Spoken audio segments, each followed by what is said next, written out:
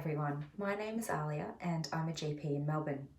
Many of you may have watched my first video, and when I last spoke to you 6 days ago, we had 2,124 confirmed cases of Covid-19 in Australia. As of today, on the 30th of March 2020, we now have 4,093 confirmed cases. We've had 16 deaths, and since yesterday we've had 284 new cases. Today I'm going to talk to you about what we mean when we talk about flattening the curve, and why the 14 days. Where did this number come from? Can you get infected twice? And how long can coronavirus live on surfaces? So firstly, thank you to all of you out there who are trying very, very hard to adapt to social distancing measures, staying at home and incessantly washing your hands. Good news, the curve has definitely flattened in the past few days, so well done everyone. The bad news though is this flattening is not quite enough. Recent modelling tells us that Australia will run out of ICU beds in mid to late April. That's less than a month away. Community transmission is now increasing, meaning the disease is no longer just coming from overseas travellers, but now is also coming from people who have not travelled recently or come into contact with a recent traveller. A lot of people are still not taking social distancing seriously, and we need to flatten the curve even more. We still have a small window of opportunity to change the course of this disease, to lessen the blow on our community, the deaths, people's livelihoods, and our economy. It's not too late, but time is running out if we don't act fast. There has been a lot of focus in the media about flattening the curve, so I want to explain what this actually means and what are we trying to achieve. So first of all, there's the go hard, go early approach, where you implement a harsher lockdown, for example, what New Zealand is trialling. This would aim to eradicate the disease. You lock everything down, everyone self-isolates, and the aim is to stop the person-to-person transmission of the virus. You disrupt the chain of transmission and eradicate. It's too late for this approach in Australia as the disease has spread too far. Flattening the curve, the strategy that our government has favoured with shutdowns and closing borders and social distancing, is not designed to eradicate COVID-19. Rather, it aims to slow the transmission to a manageable level so hospitals don't get overwhelmed. If we don't do this, our hospitals will become overloaded and the system will fail. So that means that anybody needing help during that time could die. These may be people infected with coronavirus, but other people too. A sick baby, a friend in a car accident, or a brother having an asthma attack, a son with a severe allergic reaction. What hasn't been well explained though is that with this strategy, it will probably mean that by the time this is all over, about 60% of us will have been infected. This will need to happen in order to develop what we call herd immunity, so that when the restrictions are lifted, the virus doesn't run rampant through our community again and through our population. Herd immunity is when a large proportion of the population has immunity from a disease because they have either been vaccinated or previously infected. And this disrupts the chain of infection and helps protect everyone, much like how vaccines work.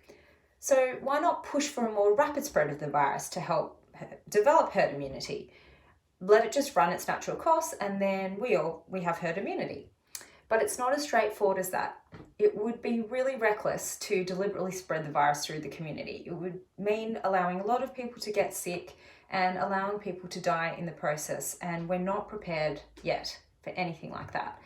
Young, healthy people who get this may have a mild illness, but they may visit their mothers and their fathers, grandparents, and they could become very sick and die. Lastly, this is the very strategy that will cause the curve to rise so fast, meaning that people will be getting sick all at once. And our hospitals do not have the capacity to cope with massive surges like this. It will mean doctors will have to choose which lives to save and which ones to let go, because we will not have enough doctors and nurses, ventilators, or beds in the hospitals to help everyone. So why 14 days? So the incubation period, so that's the time from exposure to the time we get symptoms, of this virus is estimated to be between 2 and 14 days. And that's fairly consistent. So if you've been told to self-isolate or quarantine, the 14 days is advised because during this time you may feel well but still be infected and infectious without any symptoms. Okay, a lot of people are wondering, how long is this going to last? Well, we don't know exactly. We have missed the window of opportunity for eradication. So essentially, we just really need to try and slow things down to keep things manageable and minimize deaths and the impact on our community until we can get a vaccine. So we are going to need to accept that we will need to adapt our behaviours for some months, if not longer. Can you get COVID-19 twice? Let me start by explaining how our body's immune systems respond to viruses. When we get infected with a virus, the body develops something we call antibodies. These are cells which work to fight the virus. And after we've recovered, these antibodies stay in the body and they go into a kind of hibernation. So if the same virus then comes along and tries to infect the body again, these antibodies are ready to wake up and fight the virus off before it attacks. This characteristic of the immune system is the same against all known viruses. Now, there have been some reports of cases of reinfection in China and Japan, but the science is still uncertain and we still don't really know if this is truly accurate. It may be that the tests used were unreliable or the time frame for retesting was too soon, but most experts think that if you have been infected, you will most likely develop immunity for some time, and we're seeing that with most cases. They also believe that if there was a reinfection, that your prior infection would probably give you a very rapid immune response and you would probably be likely to recover more quickly. The other thing scientists are still looking into is if we do develop immunity after being infected, how long does this last? So it's really important to remember this virus is very new, so research has only just been conducted to find out all these things. Okay, so how long can coronavirus live on surfaces? The New England Journal of Medicine just published a study that tested how long it can stay on different kinds of surfaces. They found that it was still detectable on copper for up to 4 hours, cardboard for up to 24 hours, and plastic and steel for up to 72 hours. But it's also important to remember that these experiments are just looking to see if even just the tiniest amount of particle can be found, and the amount found will decrease over time.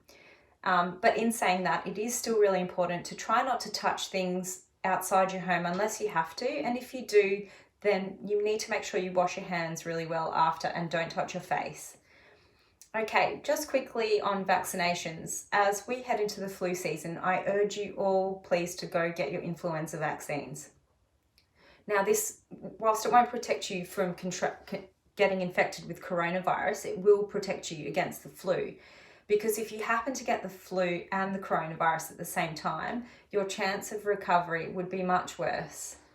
Also, if you're over 65 and you haven't had your pneumococcal vaccine, you should be asking your GP for this too. The healthier and more protected you are from other illnesses, the better the chance you have from recovering. I want to finish with a positive message. We can and will get through this. We have a choice. Everything we do now will make a difference to how badly this affects our family, our friends, and our country. Every action you take now to stay at home and keep a distance and wash your hands will affect how quickly we can get back on track once this is all over. This virus does not discriminate between race or gender. We are all equal in this. So we all need to look after each other and respect each other. Now is the time to come together as a global community and tackle this together. Every time you go out and congregate with anyone other than those in your household, you risk spreading this disease. You are risking the lives of others. And those others may include your mother, your father, your grandparent, your child, or your new baby niece or nephew. This is the time when you don't have to be a doctor to make a difference to many, many lives. Now is your chance to save lives.